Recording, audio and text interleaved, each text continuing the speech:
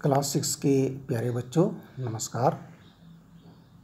कक्षा 6 गणित में हम पढ़ रहे हैं पाठ 5 प्रारंभिक आकारों को समझना। इसमें जो है प्रश्नावली, हमने प्रश्नावली लिखी है 5.2 चल रहा है शायद। प्रश्नावली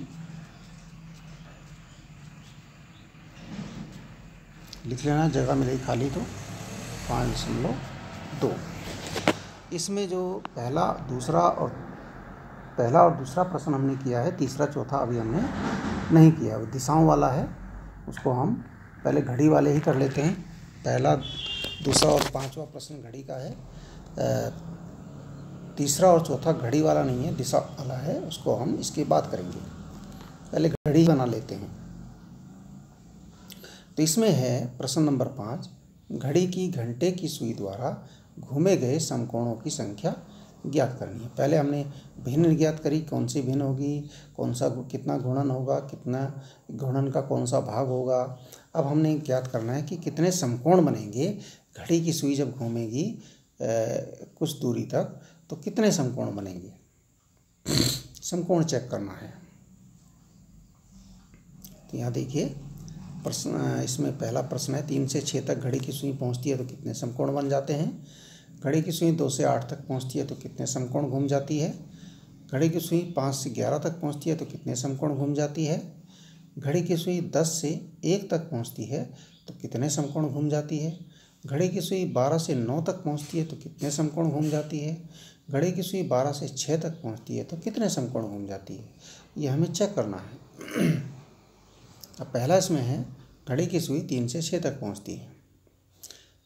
अब यहाँ देखिए घड़ी में भाग होते हैं कुल 12। इतना तो आपको मैंने पहले भी बता रखा है। कुल 12 भाग होते हैं। 1 से लेकर 12 भागों में घड़ी बटी होती है।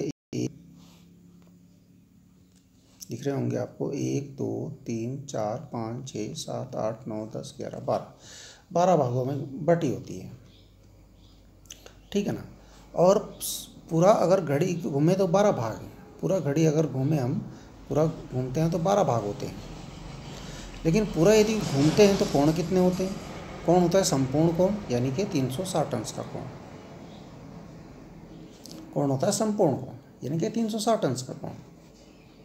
अब तो 360 को यदि हम कहें कि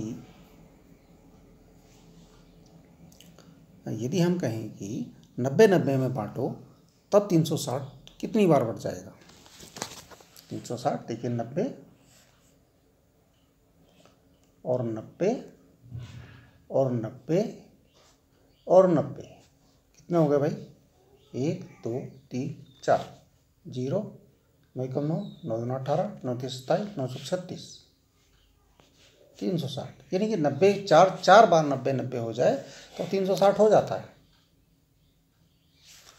1 बार, 2 बार, 3 बार, 4 बार, मतलब इसके 4 भाग यदि हम घड़ी के कर दें तो 90-90 का भाग बनेगा। 360 का है 90-90 का, लेकिन ये तो 12 भाग है। 4 भाग करेंगे तो 3-3 का भाग बनेगा भाई। 3 धन 3 धन 3 धन 3, ये कोण में देख लो, 90 धन 90 धन 90 धन 90। कोण के हिसाब से देखा जाए तो 90 90 90 90, और जो भाग है इसके 12, उसके हिसाब से देखा जाए तो 3 3 3 3 12 हो रहे। देखो हो रहे ना 12। 1 2 3 4 3 2 6 3 3 3 4 12। और यदि हम कोण की बात करें तो 90 90 90 90 360, यानी संपूर्ण कोण बनता है। कहने का अर्थ है कि यदि 3 भाग चलें तो एक 90 अंश होता है, दूसरे 3 भाग चलें तो दूसरा 90 अंश होता है, फिर 3 भाग चले तो फिर 90 अंश होता है, फिर 3 भाग चले तो फिर 90 अंश होता है। और 90 अंश होता है एक समकोण, यानी 3 भाग का एक समकोण बनता है। क्या समझे? 3 भाग का एक समकोण बनता है। चलो और समझते हैं। अब देखिए प्रश्न नंबर हमारा है 3 से 6 तक घड़ी की सुई पहुँचती है। 3 से 6 पर पहुँचने के लिए घूमे गए घड़ी के भाग कितने हो गए। 3 से 6, 3 से 4 तक एक भाग, 4 से 5 तक दूसरा भाग, 5 से 6 तक तीसरा भाग, 3 भाग चले, 3 भाग, 12 में से 3 भाग। तो घूर्णन की भिन्न क्या हो गई, 12 में से 3 हुए, यानी 3/12। काटा हमने तो 1/4 घूर्णन। इससे पहले भी हमने बताया आपको 1/4 घूर्णन का मतलब होता है समकोण। 1/4 घूर्णन का मतलब समकोण। 1/4 घूर्णन मतलब समकोण, एक समकोण। 1/4 घूर्णन मतलब एक समकोण। तो 1/4 घूर्णन हुआ 3 भाग से, 3 भाग चलने पर, यानी 3 भाग, इसका मतलब हुआ 3 भाग घूमने पर एक समकोण जो है सुई घूम जाती है। अतः 3 से 6 तक पहुंचने के लिए घड़ी की सुई जो है 3 भाग चली, इसका मतलब वो एक समकोण घूम। ठीक है। अब अगर वो 6 भाग घूम जाए तो 2 समकोण घूम जाएगी, है ना। अब देखिए, अब 2 से 8 तक पहुंचती है।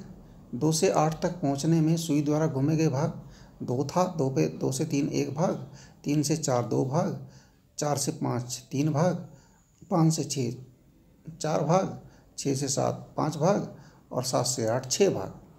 6 भाग चल गए। 6 भाग मतलब तो घूर्णन की भिन्न क्या होगी, 12 में से 6 चले ना, 6/12। तो काटा हमने, 6 कम 6, 6 का पाड़े से दोनों कट रहे हैं, 6 दूना 12, 1/2 घूर्णन।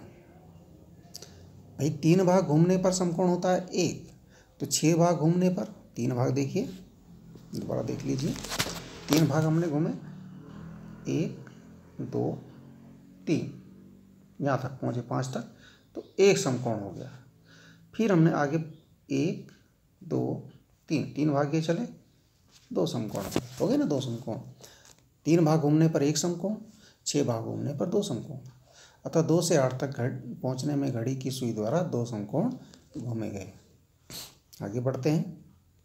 अब कह रहे हैं 5 से 11 तक, 5 से 11 तक, 5 से 11 तक पहुंचने में सुई द्वारा घूमे गए भाग कितने हो गए, गिन लीजिए। 5 से 11, 5 ये है, 1 2 3 4 5 6, ठीक है ना।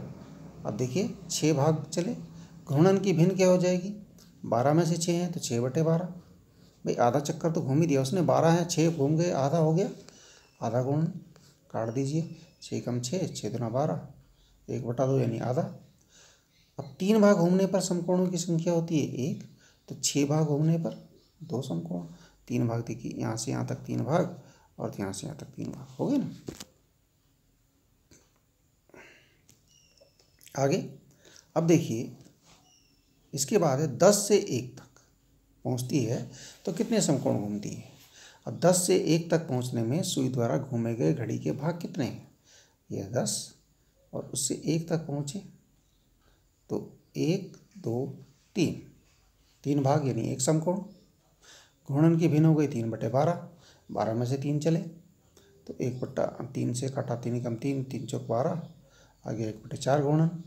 3 भाग घूमने पर समकोणों की संख्या होती है 1, 3 ही भाग घूमे हैं, अतः 10 से 1 तक पहुंचने में सुई द्वारा एक समकोण घूमा गया, समकोणों की संख्या हो गई 1।